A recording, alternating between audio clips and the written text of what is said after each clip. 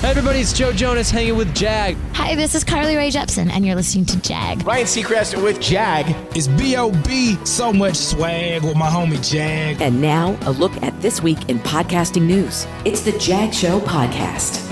Welcome in. I am John Jag Gay. Now, there are two entities I talk about in this podcast that are similarly sounding and a little confusing, so bear with me. Audacy is a radio company, formerly Entercom and CBS Radio before that, not who we're talking about today. Audacity is a free audio editing program used by 100 million people worldwide, including maybe you. Well, recently they were bought by a company called Muse, which is headquartered in Cyprus. And a future software update is going to have users connect to the web, and as a result, the people behind Audacity have had to put out a statement confirming to European and other privacy laws for the internet. They're going to collect your IP address, but it's unclear what else.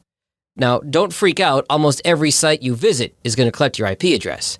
But the agreement also states that some of your information can be shared with Muse's infrastructure company in Russia. Now, I'm not going to get political, but with the 2016 election interference and recent ransomware attacks that we've seen, the Russia part's a little concerning. I've got several articles linked in today's show notes about this, including a fantastic video from Jenny Renstrata of Gritty Birds Podcasting. Here are the key takeaways. The current version of Audacity, up to 3.0.2, does not connect to the web. So if you haven't grabbed it, you can download it now and use it as always, just never updating it as long as it works on your computer. You can also switch to another editing program. Most of those share your data as well.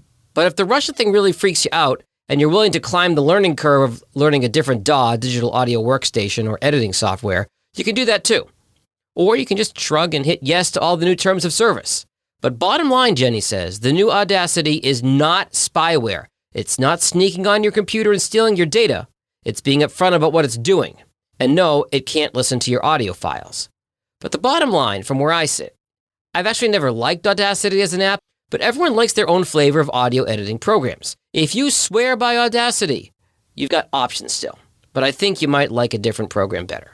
Again, lots of articles, including Jenny's video, linked in today's show notes. Other podcasting news this week. Apple, Google, and Spotify are all displaying show notes the same way, uniformly, including links. James Cridland of Pod News points this out and says it's true for the first time ever. But as you write your show notes, keep them to a max of 4,000 characters because that is Apple's limit. Nothing free is really free. We've talked about that with Audacity. Well, Podcast One is a podcast host that is offering free hosting for podcasters.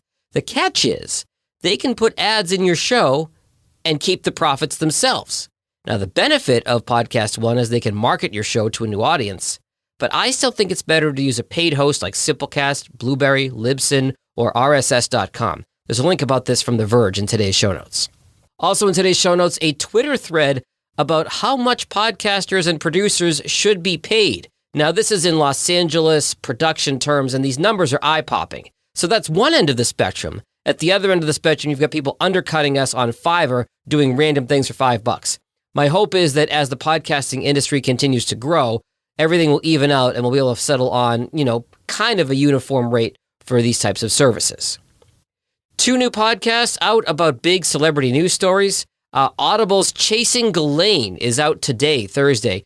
There's a profile on Jeffrey Epstein's partner, assistant, Ghislaine Maxwell.